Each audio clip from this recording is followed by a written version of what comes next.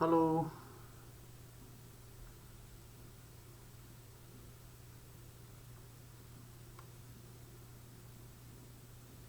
hello, testing. I hope that you can hear me.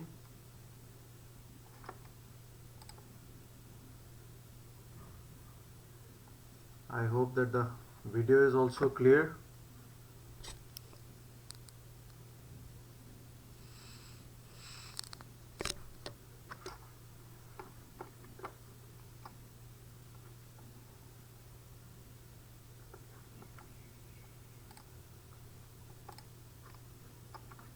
जय हिंद जी, विठल भोसले जी, चौधरी अभिषेक अहलावत जी प्रणाम, अनुज जी, सर्वेश उपाध्याय जी नमस्कार, हेलो हेलो तरुण जी, अमृतपाल सिंह जी ने ज्वाइन कर लिया है।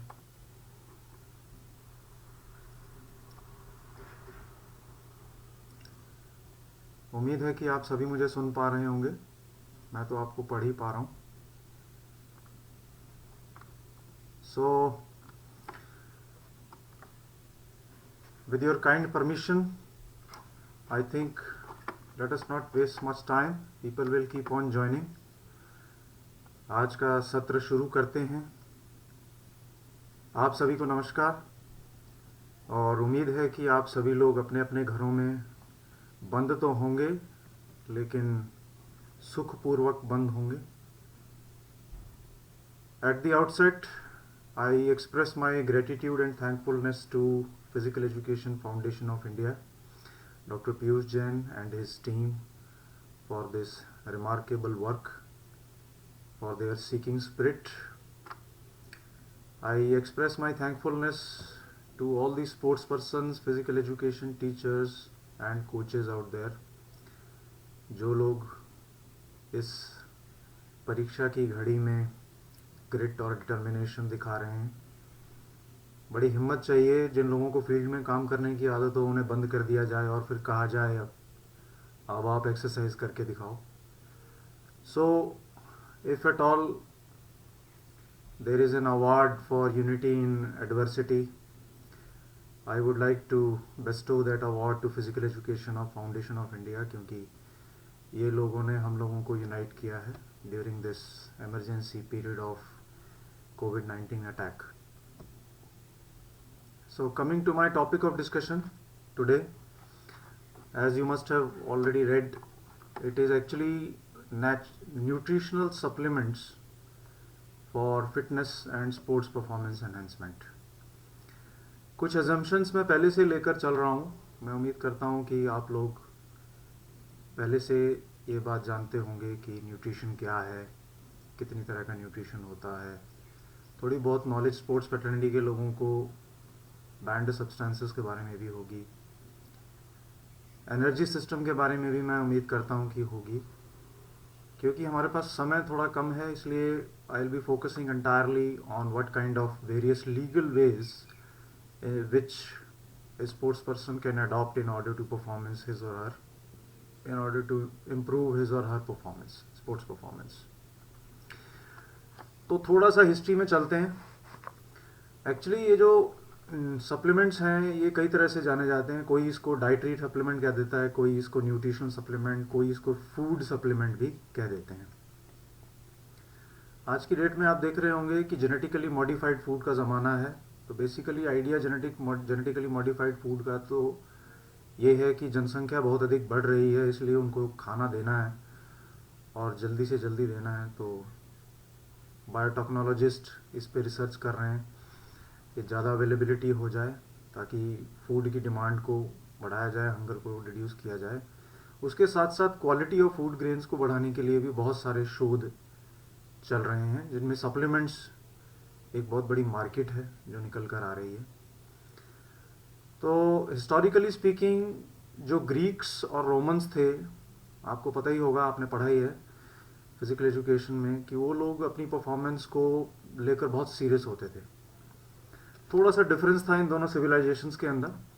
जो ग्रीक्स थे वो लोग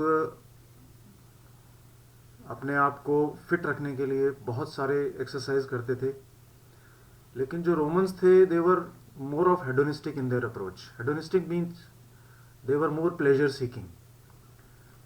उनको मज़ा आता था जानवरों की और इंसानों की लड़ाई कराने में, इसलिए वो जानवरों को एक्स्ट्रा इंजेक्शंस देते थे ताकि वो बहुत एग्रेसिव हो जाएं. इंसानों को, प्रिजनर्स को, अपने को वो जानवरों के अगेंस्ट लड़ने के लिए तैयार करते थे. उनको भी वो सप्लीमेंट देते थे, इंजेक्शन फॉर्म में देते थे किसी तरीके से, ताकि वो एग्रेसिव हो जाएं और उनको ब्लड बात देखने में बड़ा मज़ा आता था. उनके समय में मोस्टली नॉन वेजिटेरियन डाइट जो है वो कंज्यूम करते थे, रोमन्स भी और ग्रीक्स भी. ग्रीक्स में उस समय पर रिसर्च बताती है, 2 रिसर्चर हुए हैं बड़े फेमस. एक थे रोमन रिसर्चर सेल्सियस और दूसरे थे गैलन. तो बेसिकली जो सेल्सियस थे उनका जो काम था वो प्राइमरीली एनसाइक्लोपीडिया था. He was a encyclopedist, whereas Galen was more refined. He was a physicist, he was a surgeon, and he was a philosopher and a great thinker. ये मैं बात कर रहा हूँ अराउंड 130 AD की. तो उस समय क्या होता था कि वैसे तो सारे तरह के न्यूट्रिशन के लिए अवेलेबिलिटी होती थी, जैसे इस समय वीट, बार्ले, ओलिव्स, चीज़, फ्रूट्स, लेग्यूम्स, वेजिटेबल्स, ये सब अवेलेबल थी. लेकिन जो फेवरेट था, स्टेपल डाइट थी रोमन्स की, वो थी पोर्क और फाउल, ब्लैक हैन आपने सुना होगा. इसी तरह से वाइन के बड़े शौकीन होते थे रोमन्स. तो रिसर्च ये शो करती है कि उस समय भी बहुत सारी न्यूट्रिशनल डेफिशिएंसीज होती थी लोगों में, खासकर आई रिलेटेड प्रॉब्लम्स, और पॉट बेली जो थी वो फाइटर्स में भी पाई जाती थी because of certain kind of deficiencies, certain kind of problems in their nutrition and diet. अब फ्रूट्स, लेग्यूम्स, वेजिटेबल्स की बहुत अवेलेबिलिटी थी, लेकिन क्योंकि हेडोनिस्टिक नेचर थी माइंड की, तो जिसे विलासिता कह देते हैं हम, तो इसलिए हर तरह के खाने के ऊपर पॉपी का प्रयोग करना, जिसे हम मॉर्फिन कह देते हैं, मॉर्फिन बैंड है, आप जानते होंगे, इट इज़ ए नार्कोटिक, उसका प्रयोग किया जाता था. स्पेशल डाइट्स जो थी, जैसे मैंने बताया कि वो ग्लैडिएटर्स को दी जाती थी ताकि वो अच्छे से फाइट कर पाएँ. और इसके अलावा उस समय पर अलग अलग तरह के न्यूट्रिशन के साथ एक्सपेरिमेंट किया जाता था, अलग अलग तरह की मेडिसिन का प्रयोग भी किया जाता था. बहुत से जो रोमन्स थे वो, जो उनका जो फिजिशियन था गैलन, उसको ओबे करते थे. तो गैलन जो था प्राइमरीली पोर्क को प्रमोट करता था, जबकि बीफ को प्रमोट करना जो था वो सेल्सियस ने किया. तो ये सभी एक एग्जांपल्स हैं न्यूट्रिशन सप्लीमेंट्स के जो पुराने समय में यूज़ किए जाते थे. उसके बाद आपने देखा होगा कॉड लिवर ऑयल का बड़ा ज़माना आया 18th सेंचुरी के अंदर, जो कि कॉड नाम की फ़िश से बनता था, और मेंटल हेल्थ के लिए, ट्रीटमेंट पर्पसेस के लिए उस समय पर कॉड लिवर ऑयल की सप्लाई पूरे वर्ल्ड में होने लगी. काफ़ी करोड़ों का बिजनेस बन गया ये. आज की डेट में भी आप देख सकते हैं कि बहुत बड़ा बिजनेस है न्यूट्रिशनल सप्लीमेंट्स का, डाइटरी सप्लीमेंट्स का, जिसको प्राइमरीली जो है कोई ना कोई रेगुलेटरी अथॉरिटी कंट्रोल करने का प्रयास कर रही है.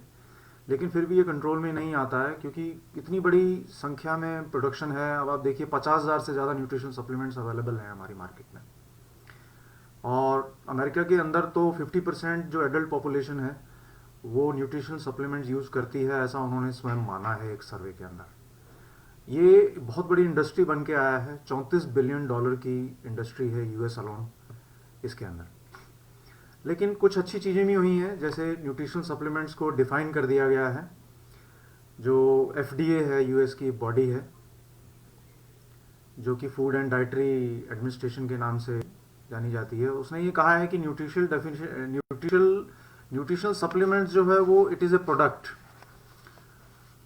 Other than tobacco. उन्होंने टोबैको को न्यूट्रिशन सप्लीमेंट नहीं माना है, which is taken in addition to diet, यानी कि डाइट के अलावा उसे कंज्यूम किया जाता है, और उसके अंदर कुछ ना कुछ इंग्रेडिएंट्स मिक्स होने चाहिए. इंग्रेडिएंट कौन कौन से उनको भी उन्होंने स्पेसिफाई किया, जैसे विटामिन्स हैं, मिनरल्स हैं, हर्ब्स हैं,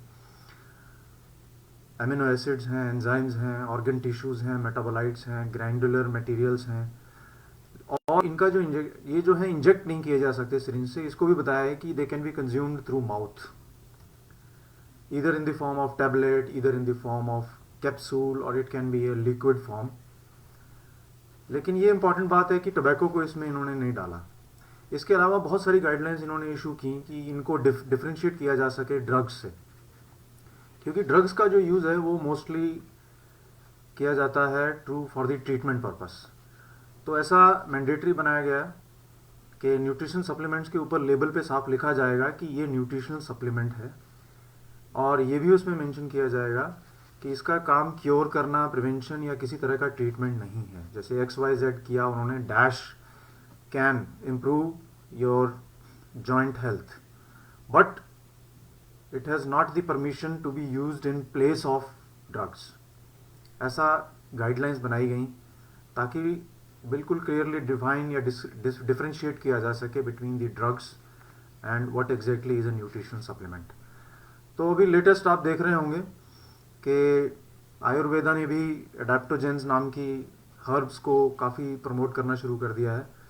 बेसिकली इनकी जो क्वालिटी है एडेप्टोजेंस की, आयुर्वेदा वाले अब इसको बहुत लेटेस्ट, ये काफ़ी बज़वर्ड है आयुर्वेद के पॉइंट ऑफ व्यू से, जिसके अंदर की बहुत सारे ऑक्सीडेंट्स पाए जाते हैं और एंटी कैंसर और एंटी एजिंग प्रॉपर्टीज़ एडेप्टोजेंस के अंदर जो है मिलती हैं। इस वजह से ये बहुत पॉपुलर हो रहा है।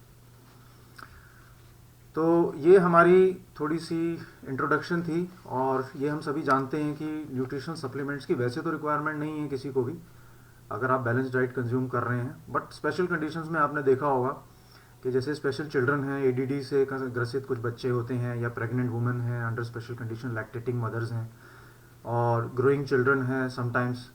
इसी तरह से स्पोर्ट्स में आपने देखा होगा एक फीमेल एथलीट ट्रायड आता है जिसके अंदर लो एनर्जी लेवल हो जाता है महिलाओं में, और सेकंड उसके अंदर आता है एमोनेरिया जिसके अंदर की मेंस्ट्रुअल साइकिल आती ही नहीं है, और बोन जो है वो वीक पड़ जाती है, ऑस्टियोपोरोसिस, ऑस्टोपीनिया महिलाओं में, खासकर जो फिजिकली एक्टिव स्पोर्ट्स वुमेन है उनमें ये बहुत ज़्यादा प्रवृत्ति रहती है। इसलिए, और सोल्जर्स को सब जीरो टेम्परेचर्स के अंदर, -45 के अंदर जो सोल्जर्स हमारे काम करते हैं, they may also feel like consuming certain kind of supplements which are sometimes mandatory for them to consume. तो स्पोर्ट्स पर्सन जो है उसके ऊपर फोकस ज़्यादा आएगा हमारा, जो कि एक स्पेशल कैटेगरी है हमारी। तो so to begin with I will focus only on natural supplements. Natural supplement के अंदर सबसे पहले मैं बात करूंगा नाइट्रेट्स की, जो कि एक बहुत ही पावरफुल और वेल स्टडीड, वेल रिसर्च्ड और इफ़ेक्टिव माना जाता है। तो यहाँ मैं थोड़ा सा आपको ये भी बताना चाहता हूँ कि इनको कैटेगराइज किया गया है category A, B, C, D। A category के अंदर वो न्यूट्रिशनल सप्लीमेंट्स आते हैं जो कि ऑलरेडी जिनके ऊपर रिसर्च हो चुकी है, जो प्रूवन है कि हाँ परफॉर्मेंस बढ़ती है, जैसे कि क्रेटिन है, नाइट्रेट्स हैं, वे प्रोटीन है, और जिनके बहुत कम साइड इफ़ेक्ट्स हैं। और कैटेगरी बी के अंदर आते हैं जैसे जिनके ऊपर बहुत ज़्यादा रिसर्च नहीं हुई है, कहीं कहीं पर उनके इफ़ेक्ट पॉजिटिव पाए गए हैं, कहीं पे नहीं भी पाए गए हैं, जैसे कैफीन है या आपका टॉरिन है। और लेकिन इन सबको किसी न किसी प्रॉपर प्रोटोकॉल के तहत ही स्पोर्ट्स पर्सन्स को दिया जाता है, उसके बिना इनका कंजम्पशन जो है वो प्रोहिबिटेड है, under supervision, under certain protocols. जैसे पहले से साइन करा लिया जाता है कि भाई अगर यदि किसी तरह का साइड इफेक्ट होता है या किसी तरह की प्रॉब्लम आती है तो it will be taken care of as per the mutual consent. तो हमारे जो नाइट्रेट्स हैं, ये आपने देखा होगा बहुत ही पावरफुल इंग्रेडिएंट्स होते हैं। नाइट्रिक ऑक्साइड जो है वो हमारी बॉडी नाइट्रेट को यूज करके प्रोड्यूस करती है, as you must be knowing. Nitric oxide जो है एक तरह की गैस है। अब होता क्या है कि नाइट्रिक ऑक्साइड जब बॉडी में प्रोड्यूस ज़्यादा होती है तो ये हमारे वैसोडाइलेशन करती है हमारे वेसल्स के अंदर। वैसोडाइलेशन से क्या होता है, जो ऑक्सीजन का फ्लो है वो बढ़ जाता है और जो न्यूट्रिशन है वो हमारे ऑर्गन्स को अधिक से अधिक जाने लगता है।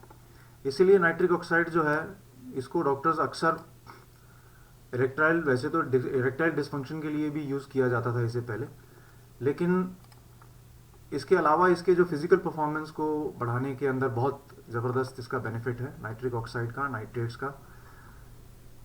और जिसमें सबसे ज़्यादा इंपॉर्टेंट फैक्टर है कि ये मसल सोरनेस को कम करता है। आपने देखा होगा जब भी एक्सरसाइज करता है स्पोर्ट्स पर्सन तो कुछ समय बाद उसको मसल सोरनेस शुरू हो जाती है, जो कि 48 से 72 आवर्स तक रहती है। इसके अंदर एक बड़ा इंपॉर्टेंट फॉर्म आती है एल सिट्रुलिन जो है और एल आर्गिनाइन, ये दो तरह के नाइट्रेट्स हैं जो कि हमारी बॉडी के अंदर नाइट्रिक ऑक्साइड प्रोडक्शन में बहुत मदद करते हैं। और ये जो है एक्टिव मसल्स के अंदर ब्लड फ्लो को काफ़ी ज़बरदस्त तरीके से इंक्रीज़ कर देते हैं, जिससे कि ना केवल ऑक्सीजन कैरिंग कैपेसिटी बढ़ती है, कैपेसिटी एक्सरसाइज करने की बढ़ती है, बल्कि इसके अलावा DOMS जिसे हम कह देते हैं ना, delayed onset of muscle soreness के लिए भी को भी डिक्रीज करने में ये बहुत हद तक हेल्पफुल रहता है। इसके ऊपर बहुत सारी रिसर्चेस की गई। 8 ग्राम जो है सिट्रुलिन मेलेट जिसको हम कह देते हैं, it is A form of L citrulline only, 41 लोगों को दिया गया और इक्वल ग्रुप जो है वो प्लेसिबो था। प्लेसिबो रिसर्च आप समझ सकते हैं, उनको कहा गया है कि उनको दिया जा रहा है लेकिन एक्चुअली दिया नहीं गया। और ये पाया गया कि इस रिसर्च के अंदर कि 40% लेस मसल सोरनेस जो है 24 to 48 आवर्स जो है एक्सरसाइज करने के बाद पाई गई, जो कि बहुत कम हुई। और जो एक्सरसाइज दी गई थी वो थी flat bench barbell press exercise. तो कई ऐसी भी रिसर्चेज हैं जिसके अंदर कि ये पाया गया कि नाइट्रेट्स का, नाइट्रिक ऑक्साइड का बहुत ज़्यादा इफेक्ट नहीं पाया गया, लेकिन वहाँ पर शायद कम डोजेज में नाइट्रेट्स को यूज़ किया गया, एल सिट्रुलिन नाइट्रेट को यूज़ किया गया, इस वजह से ऐसे इफेक्ट्स हो सकता है। ऐसा आंकलन लगाया जाता है कि इस वजह से शायद रिजल्ट्स नहीं आ पाए। इसके अलावा नाइट्रेट जो कंपाउंड है वो ब्लड प्रेशर को लोअर करने में भी बहुत हेल्पफुल है। और बीट रूट जो है, इसके जो सोर्सेज की अगर हम बात करें तो चुकंदर जिसे हम कह देते हैं, बीट रूट और ग्रीन लीफी जो वेजिटेबल्स हैं हमारी, उनके अंदर नाइट्रेट बहुत बड़ी मात्रा में पाया जाता है। नेचुरल सप्लीमेंट है, नेचुरल है, इसलिए जब आप चुकंदर ज़्यादा पीते हैं तो थोड़ा सा साइड इफेक्ट उसका ये आता है कि स्टूल रेड हो जाता है, आपका जो यूरिन है वो भी डार्क कलर का आने लग जाता है, लेकिन ये कोई बहुत बड़ी बात नहीं है, इससे पैनिक करने की ज़रूरत नहीं होती है given the benefits of using beet root juice. 8 ounce के करीब बीट रूट जूस को यदि आप 8 आउंस ऑरेंज, कैरेट और पाइनएप्पल के साथ मिक्स कर देते हैं तो परफॉर्मेंस जो है और भी ज़्यादा अधिक पाई गई है, ये रिसर्च स्टडीज़ बताती हैं। इसके अलावा जो फ्लेवोनॉइड्स पाए जाते हैं हमारे, जैसे बहुत सारे फ्लेवोनॉइड्स जो हैं हमारे जो वेजिटेबल्स और फ्रूट्स में पाए जाते हैं, इन दोनों का जो कॉम्बिनेशन है नाइट्रेट के साथ बहुत ही बढ़िया पाया गया है for the improvement of exercise performance. इसके अलावा एल आर्गिनिन है, वो भी बहुत इफेक्टिव पाया गया है, लेकिन जब कंपेयर किया गया बहुत सी रिसर्च स्टडीज़ के अंदर कि कौन सा ज़्यादा इफेक्टिव है, एल सिट्रुलिन में ज़्यादा इफेक्ट आता है या एल आर्गिनाइन में आता है, दोनों ही नाइट्रेट की फैमिली हैं, नाइट्रिक ऑक्साइड को जो है वो ज़्यादा बढ़ाते हैं बॉडी के अंदर, तो ये पाया गया है कि एल जो आर्गिनिन से बेटर है एल सिट्रुलिन। खासकर जो साइकिलिस्ट हैं हमारे, रनर्स हैं, स्विमर्स हैं, उनके लिए जो है, कयाकर्स हैं, जो रोइंग है जिसमें स्ट्रेंथ एंड्योरेंस की ज़्यादा आवश्यकता पड़ती है, उसके अंदर इनका इफेक्ट जो है वो बहुत बेटर पाया गया। इस वजह से ये कैटेगरी ए के अंदर भी आते हैं। कैटेगरी 1 जैसे मैंने पहले आपको बताया है कि they are proven and are really very effective in the performance enhancement. Next हम बात करते हैं कुछ एमिनो एसिड्स की, क्योंकि आपने देखा होगा कि बहुत टेंडेंसी रहती है कि प्रोटीन शेक्स कहीं से हमें मिल जाएं। जो नए नए जिम गोअर्स होते हैं या जो नए खिलाड़ी, स्पोर्ट्स पर्सन होते हैं, वो एक they want to have an upper edge, क्योंकि आजकल जो रिकॉर्ड्स बन रहे हैं, जो परफॉर्मेंस आ रही हैं, उसमें विनर और लूज़र का डिसीजन मिली सेकेंड्स में और मिलीमीटर्स में हो जाता है। So it is important to discuss this important supplements which is called beta alanine. Beta alanine is actually उन लोगों के लिए है जो बीट रूट जूस वगैरह या जूस वगैरह नहीं पी सकते। ये भी एक non essential type of amino acid है। वैसे तो नेचुरली अकरिंग है कंप्लीटली, जिसको हम कहते हैं बीटा एमिनो एसिड है। जैसे बाकी जितने भी एमिनो एसिड्स हैं आपने देखा होगा, उनका जो यूज़ है वो रिपेयर, ग्रोथ और मेंटेनेंस के लिए होता है, लेकिन जो हमारा बीटा एलेनिन है ये स्पेशल तरह का एमिनो एसिड है जो कि इन सब कामों के बजाय ये मसल फटीग को रिड्यूस करने में और स्पेशली जब हम लैक्टिक एसिड की एक्यूमुलेशन जो होती है ड्यूरिंग एक्सरसाइज, ये उसको बफर करने में बहुत हेल्पफुल है। आपने देखा होगा जब भी हम एक्सरसाइज करते हैं ब्रेक डाउन होता है ग्लूकोज का, ग्लाइकोलिटिक ब्रेक डाउन की अगर मैं बात करूं, तो lactic acid is produced in a lot of quantity. Lactic acid produce होने की वजह से लैक्टिक एसिड जो है वो लैक्टेट में कन्वर्ट हो जाता है, लैक्टेट इनटू लैक्टिक एसिड, जिसकी वजह से हाइड्रोजन आयन कंसंट्रेशन जो है हमारी ब्लड के अंदर बहुत ज़्यादा बढ़ जाती है और मसल जो है वो एसिडिक हो जाता है। अब ये जो एसिडिटी है इसकी वजह से क्या होता है, ग्लूकोज ब्रेकडाउन जो है वो हमारा ब्लॉक होने लगता है और जिसे हम कह देते हैं कॉन्ट्रैक्शन कम हो जाता है मसल में और फटीग स्टार्ट सेटिंग इन। तो ये जो बीटा एलानिन है ये बफर का काम करता है। ये क्या करता है, बॉडी के अंदर जो लैक्टिक एसिड है हाइड्रोजन आयन कंसंट्रेशन को मेटाबोलाइज कर देता है, लैक्टिक एसिड को मेटाबोलाइज कर देता है, जिससे कि फिर दोबारा जो है बॉडी की एसिडिटी कम हो जाती है, अल्कलाइनिटी जो है उसका पीएच लेवल बनने लगता है। तो जो इसका सबसे ज़्यादा यूज़ है वो डायरेक्टली बॉडी इसको यूज़ नहीं करती है बीटा एलानिन को। एक्चुअली हमारी बॉडी के अंदर ऑलरेडी हिस्टिडीन नाम का एक हार्मोन होता है, वो